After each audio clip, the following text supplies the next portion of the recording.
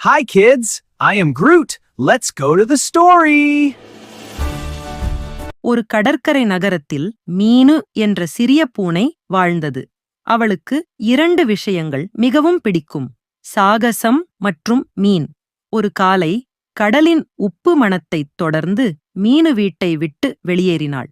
பழம் கடைகள், மசாலா கடைகள், பேருந்துகள், ரிக்ஷாக்கள் எல்லாம் கடந்து அவள் மீன் சந்தையை அடைந்தாள்.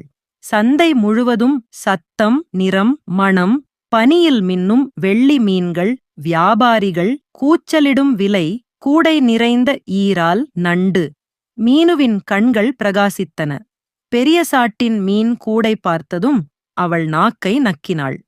அவள் கடைகளுக்குள் சுறுசுறுப்பாக ஓடினாள், யாரும் பிடிக்காமல். ஒரு நல்ல மனம் கொண்ட மீன்காரர் ஒரு சிறிய மீனை அவளுக்கு வீசினார். மீனு பாய்ந்து பிடித்தாள். பிற வியாபாரிகளும் சிரித்தபடி சிறிய துண்டுகளை அவளுக்கு கொடுத்தனர்.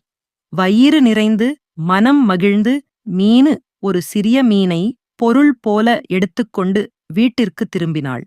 அந்த இரவு அவள் ஜன்னலருகே சுருண்டு படுத்து மறுநாள் மீன் சந்தை சாகசத்தை கனவு கண்டாள். கதையின் பாடம்: ஆர்வம் சில நேரங்களில் எதிர்பாராத அன்பையும் மகிழ்ச்சியையும் தருகிறது. Thanks for watching. Please like, share and subscribe.